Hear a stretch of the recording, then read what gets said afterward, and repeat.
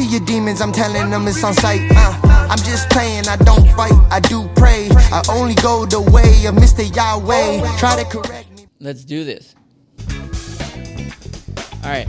So we're introducing something new to the Profitable Cleaner podcast, and this is going to be we're going to do 20-minute, very intense mini master classes on specific topics that our community has asked us for, specific questions, curiosities. And I know that there was some from the Facebook group that they asked, so we're just going to go ahead and tackle those. I don't know what happened with my boys. I think I grew up. I think I just became a man. On this show. Yeah, exactly. After 10 I was trying to play it off like nothing happened. But you can't play it off. Okay. So this particular topic they asked about, they ask us the same topics every single time. Sales and lead generation. And now, because of our expertise, is VAs or virtual assistants. Let's talk about virtual assistants. I'm going to tell you why we're going to talk about that. Because in lead generation and sales, there's already a lot of content. And if you still can't figure it out, you're just not looking. You just want somebody to fix your answer. So we're going to focus on virtual assistants.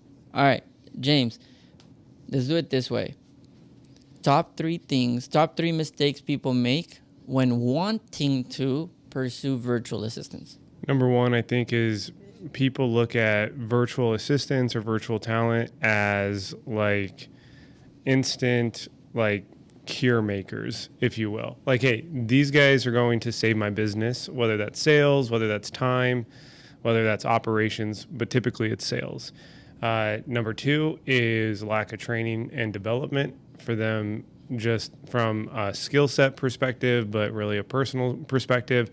And then three, not actually viewing them as a human. I do think that's a real thing. People are saying, hey, I can hire this person in a different country for a lot less money.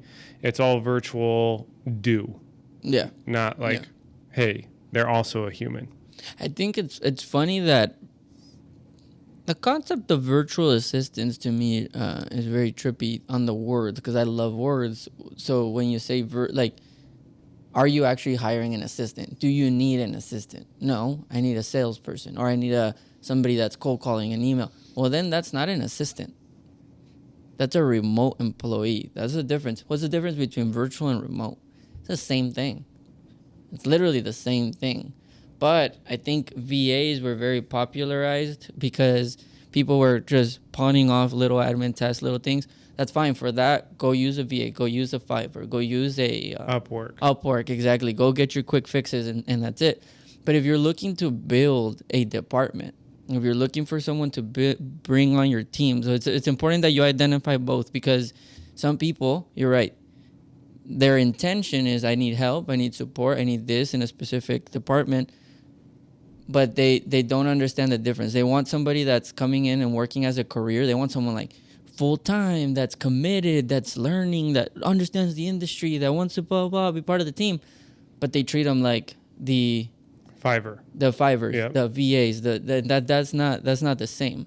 So my first advice, and that's why we don't call any of our employees on our sister company, our Power Placing, we don't call any of these virtual assistants, because they don't assist, and they're remote employees. They're professionals. Yeah, it's virtual talent. Exactly. But again, so the main thing is make sure you understand going into this, because it bothers me a lot when somebody wants to hire somebody for $4 an hour, $5 an hour, or whatever, and then they treat them like cheap labor, but expect high results. Exactly. You just nailed it, man. Yeah. Hey, what's up, guys? Today's episode is brought to you by Cinch. If you're ready to take your commercial cleaning business to the next level, we have you covered. Maybe you're struggling with how to bid, how to create professional-looking proposals, or just how to ensure your customers' accounts are actually being cleaned at night. Introducing Cinch Janitorial Software. Cinch is a simple, user-friendly software that eliminates these types of struggles that you probably know all too well. Cinch simplifies your entire process and will supercharge your success because they remove paperwork headaches while creating a scalable, efficient, and profitable cleaning business. Get your free demo of Cinch at cleancinch.com. They're here to turn your business into a success story. That's cleancinch, CINCH.com.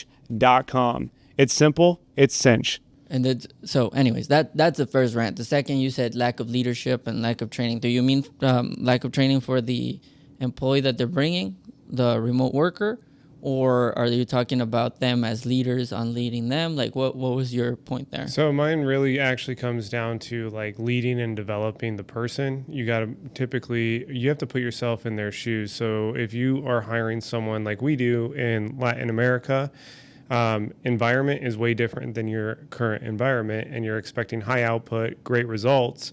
Well, are you actually developing that person from a mindset perspective? Are you actually making them feel part of the company? Are you actually including them in on your company vision and team goals, all of that? It's simple things like that that sound very simple, but I know just from firsthand experience based on the industry that we're in, rarely happens. And the biggest feedback... Why do you think that is? Again, I think it's because, hey, I can get a VA, give them a lead list, and them just do. They're looked at as doers versus people that could actually be performers. Doers versus performers. That's a very interesting... never thought about it like that. You're right. I just need you to do this. Order takers? Yeah. Order taker. Yeah, an order taker. Right. And then, like, honestly, because I've been guilty of this. There's, even if you had a VA, let's say, dude, if you don't probably have a clear plan for that VA, you're just like, I need time back. So you're probably pretty bad at just giving simple direction for them to even do, let alone perform and create impact. I think we talked about this yesterday, which was the misconception of time too. It's like, okay, yeah, how prepared are you to relieve time? I mean, we've talked about it. There's been times where we had a team member that opens up a bunch of time in our day, and then we're like, what do we do? What do I do? Wait, yeah. what the? And so, and most companies don't think of that. And when they do end up hiring someone, let's say this person's crushing it and they're removing time from you, they're taking care of emails or schedulings, and they're calling instead of you cold calling, they're doing their content, whatever it is. Now you just opened yourself up for 5 hours. Let's say you opened up 5-10 hours a week. Have you thought about, or give yourself the opportunity before you make the hire to understand, what would I do with an additional 5 to 10 hours a week? What tasks that are worth more than $5 to $8 an hour or whatever, where your $1,000, your $100 task, which of those could you begin prioritizing and completing? Because what's gonna happen, and I can tell you right now, is that if you do not itemize the task that you want to remove, but then replace that time that you're removing with $1,000, $5,000 an hour type of task, what's gonna happen is you're gonna think that your new job is manager, and you're gonna start micromanaging the person that was supposed to open up time for you. So you actually end up with less time, someone trying to do what you used to do at the same output that you did it, even though they're your VA. They're getting trained by you, and they're somehow supposed to perform better than you in the same time frame, and then you still are not doing any $1,000 or $5,000 task. And then you're like, oh, it's because VAs don't work. Oh, it's because remote work doesn't work. No, you don't work. You haven't figured it out. Figure it out before you put the people. Put the process and then the people.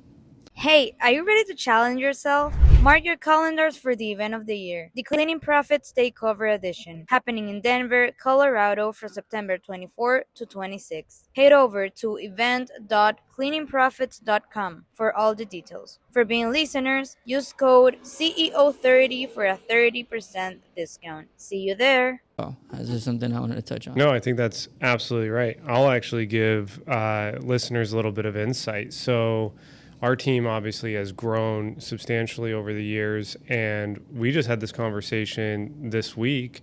I went to you and I was like, I need to know what to focus on now with our team at the level that it's at, because we now have a team of 25 plus people right now. And it's like, okay, I need to get out of my old habits of the last 4 years, and what should I focus on? So like even someone like us who is well versed in this space, we're having to evolve as the virtual team grows. Yeah. At all levels.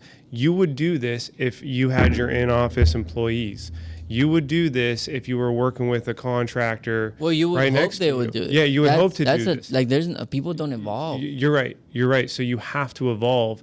And I would almost say the training and intentionality up front with a virtual person, they're learning a different culture. You're learning a different culture. You're learning in a different time zone, et cetera, et cetera. You're working in a second language typically. You have to put a lot more effort and time up front for that to be reaped on the back end. But you also have to be continual with their mindset development, their belief development. And that starts with you, obviously, needing to be doing it for yourself, but then pouring back into them. Yeah, no, I would agree with them. That's why when people say, like, oh, I need somebody, it's like, to do what? For what? Get very clear. What would you do if you brought them in? Right? Like, I had somebody ask me, actually did a call with one of my friends' girlfriend, and because she wanted a executive assistant. And she's like, well, I'm just looking into someone that's like $4 or $5 an hour, maybe full-time or part-time. And I'm like, okay, but think down the line. Like, why are you actually getting them? Why are you getting them now? Versus what would it evolve to? What do you need them to get to? And then she ended up realizing that because of where she wanted them to get to, she actually couldn't hire somebody that was not in the location that she's at. Because she was not thinking no longer right there. She's like, so I would rather get somebody that start buying into my vision here locally for a part-time instead of a full-time virtual, and just start getting them to understand. Because that's what she found out she needed. It's not remote work. Is not for everybody.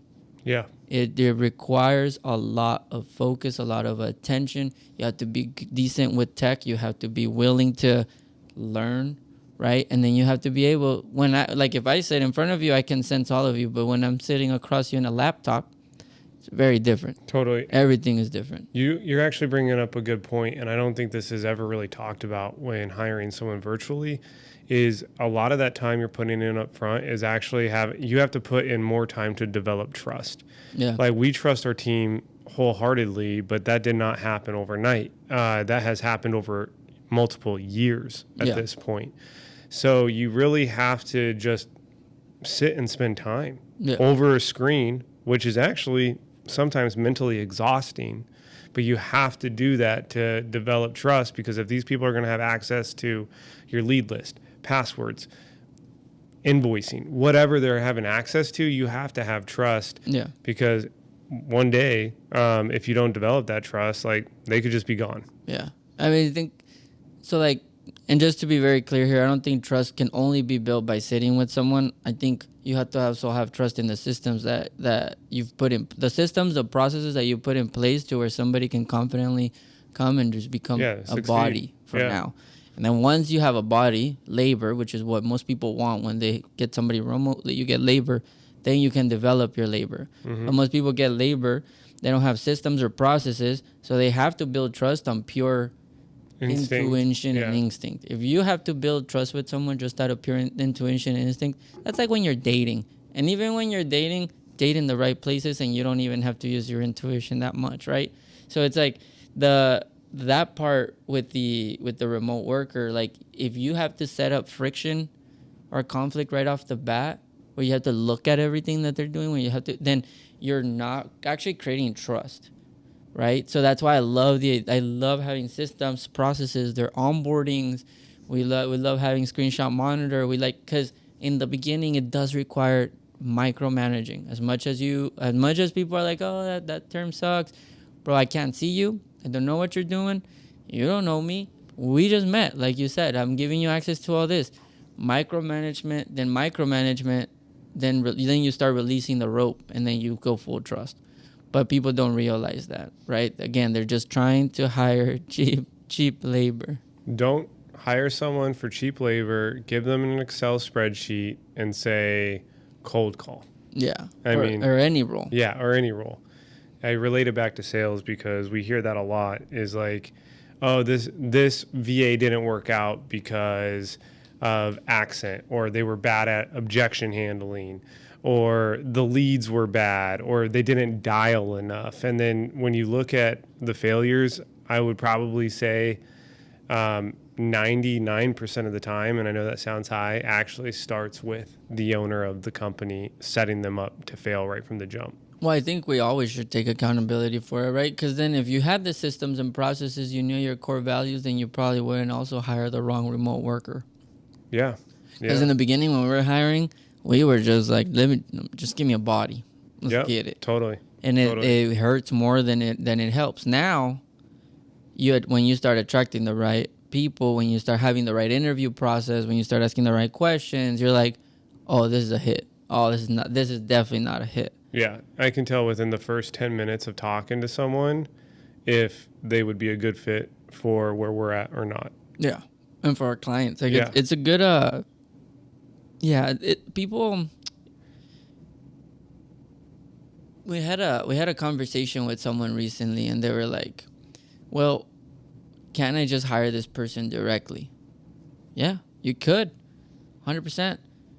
Are you prepared to pay them through a digital platform? Are you familiar with W-8s, right? Where you have to, that's if you treat them as a contractor so that you can protect your company here in the U.S., right?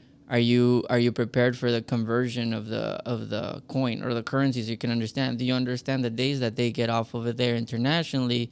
For example, Holy Week that's coming up, and are you willing to negotiate with your employee like that to still keep them performing? Because a lot of people just bring them on and they're like, this is what you do, this is what I expect, this is what we're doing. And it's like, bro, that's your remote worker, that's your employee. And if you know what I'm saying, it's like, are you prepared for all those things? Do you understand how to get power, where they can get power if there's a power outage? Yes. Do you understand the political landscape? Yeah. Do you understand how much it happens and how would you have to recoup? Do you know if they can make up hours? No, they can't make up hours. Do you understand time zone conversions? Right? Like all these little things that they don't think about. Because we didn't think about it. And this has been learned over time. So the best one is, do you know how to call the person? Yeah. Like literally like from your cell phone without calling your US number through a CRM. Yeah. Like, most people don't even know how to set up a phone number inside of their software because we've had it so many times that they're like, well, they can just use my business line. No, they can't. Exactly. No, like, do you know how to reach them on their personal cell phone? Yeah, it's so funny because so many people don't know how to do that. Yeah. And the ones that do know how to do that are the ones that have lived overseas or from somewhere else. Yeah. What's up, Profitable Cleaner listeners? Quick question for you. Are you using 5 to 7 different platforms just to manage the everyday operations of your commercial cleaning company? If so, let us help you consolidate that into one platform. Introducing you uSource. Go to usource.com, book your free demo today, and actually get started on your trial for 60 days. No charge for 60 days, all from time and attendance to reporting, vendor management, operations, sales. It's time you stop using 5 to 7 platforms and consolidate into one. So listeners, don't forget, go to usource.com and start your account today. And so it's those little things that people don't really think about. Like if they're going to be using LinkedIn or another platform, do you know how to shift their profiles so it looks like you're local, even though they're not, but that way it doesn't flag LinkedIn. There's so many things that you can do. Watch me get shut down. Poof. For saying that LinkedIn just comes after me.